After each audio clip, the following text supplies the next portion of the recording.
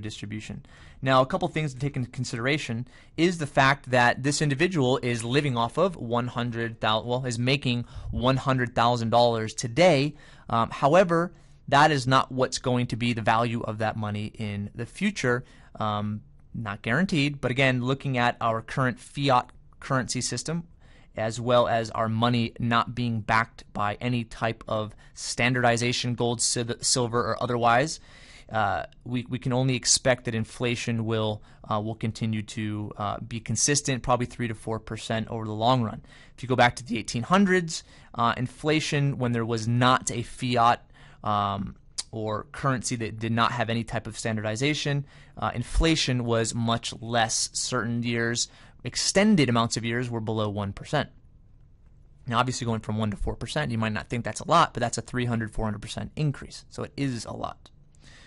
Okay, so let's go into here and say the present value. Let's give this guy the benefit of the doubt, $1.5 million. But we have to remember, okay, to look at what the value of money is going to be off of this guy's $100,000. So let's use my trusty future value calculator. $100,000 today, if you had an inflation rate of 3% over 30 years, $100,000 today would be $242,000 30 years from now. Now, the strategy of Fidelity, the strategy of Morgan Stanley, and all your major brokerage houses and investment banks tell you to try to live off of 70% of your income. So let's try to make that happen. So basic calculator, let's just calculate 70% of 242. So 242, 726 times 0.7.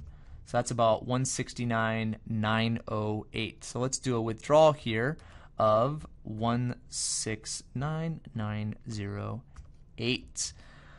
All right. So now we have to look at the taxable income of the distributions of a 401k. Unfortunately, you have to pay taxes in the future. Let's assume that there's a state income tax rate of 5%. Federal income tax, let's just leave them what they are today. And let's say you have some Social Security in there, which is $30,000. Now, looking at taxes, taxes right now are some of the lowest in history. Okay, if you don't believe me, let's pull up one of my little nifty spreadsheets. And this is kind of the history of taxes. If you go back to the 1950s, okay, top marginal tax brackets were above 90%. Okay, going back into the 70s, they were around 70%. Right now, we were in some of the lowest tax brackets in history. Looking at the top 2 marginal tax brackets going up next year, remember the adage that was so popular in our current administration's campaign, which was, most every individual is not going to suffer from new taxes. However, those that are in the top 2 marginal tax brackets will. Another scary thing is to look at the way in which government makes money. And I wouldn't even say that they make money, it's the way that they use money. Number 1, it's by taxes. Number 2, it's by printing because of the power of the Federal Reserve and their legendary printing press.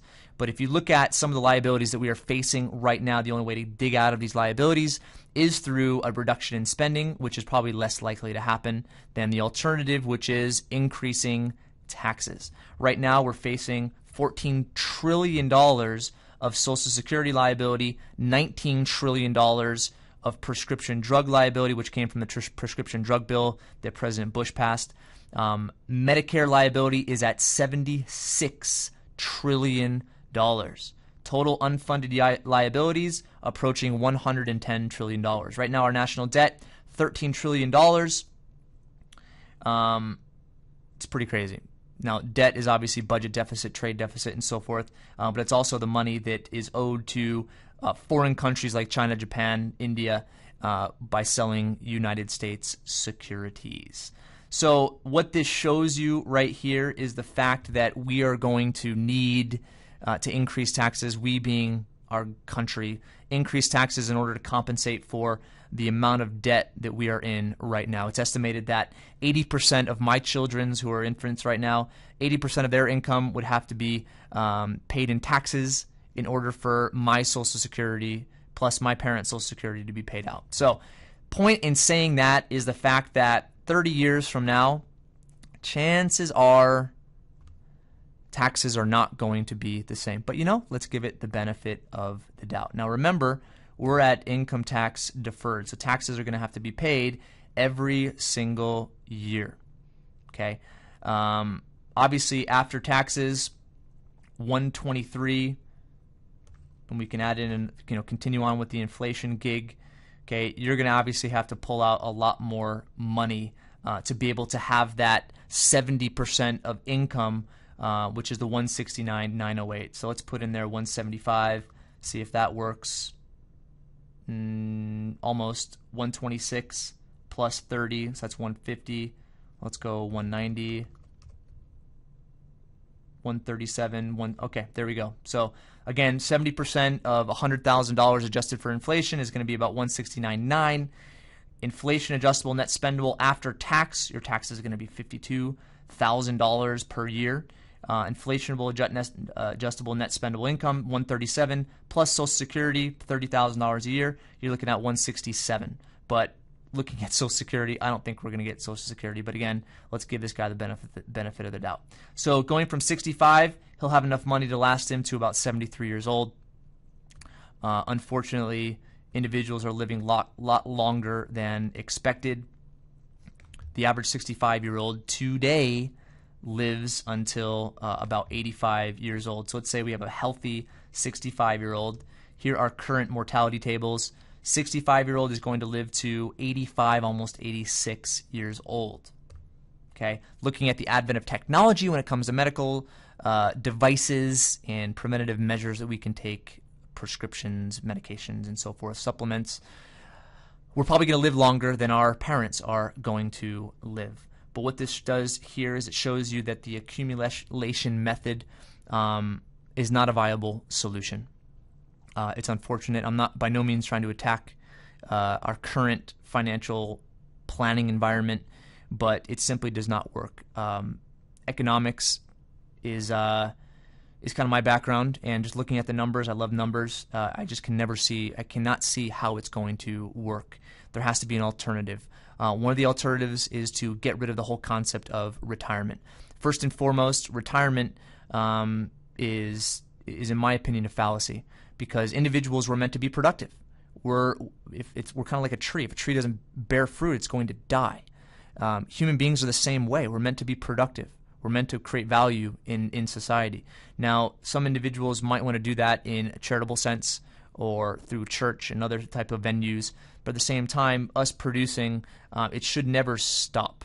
One of my mentors, Nelson Nash, who wrote the book called Become Your Own Banker, saw him last week, 79 years old, still speaks, still writes, is still working, and he loves his life. And it's probably going to add a lot to his longevity. Fact of the matter is, mindset has to change. Traditional retirement is not going to work. Looking at how plans are set up these days, I can see how it made sense in the 50s and 60s, but today, because people are living longer, it just doesn't work. Because taxes are on the rise, it's not going to work as well. Because of the volatility of the market, not going to work either. It's very scary to me, and it's very scary that the talking heads and the intellectuals that are on radio and television and so forth are still preaching the same rhetoric, and it's unfortunate because it's really misleading people and having people go down the wrong road. So Paradigm Life, we're dedicated to teaching you a system that, number one, is not subject to volatility. Number two, it's guaranteed. And number three, you're able to take control of your money. The money that this individual is putting into these plans, it's money that he controlled. It's money that he earned. He woke up in the morning. He had the education. He basically made himself valuable enough that someone was willing to pay him $100,000, and he was able to save 10% of that, $10,000 per year. Okay, but yet he takes that money that he controlled and puts it into the hands of somebody that does not control it. He also puts it into a plan that is dictated by the government. Not to say I'm as American as can be, but at the same time, the government's kind of a schizophrenic, because laws and rules change every single day. It seems like. It's unfortunate, but the 401k is a part of the tax code, and there's 20,000 pages of the tax code. Is the tax code always going to stay the same? I'd be willing to bet everything that it's not. Right now, the biggest nest egg that the government has to tap is going to be 401ks and qualified plans. There's estimated $15 trillion worth of money inside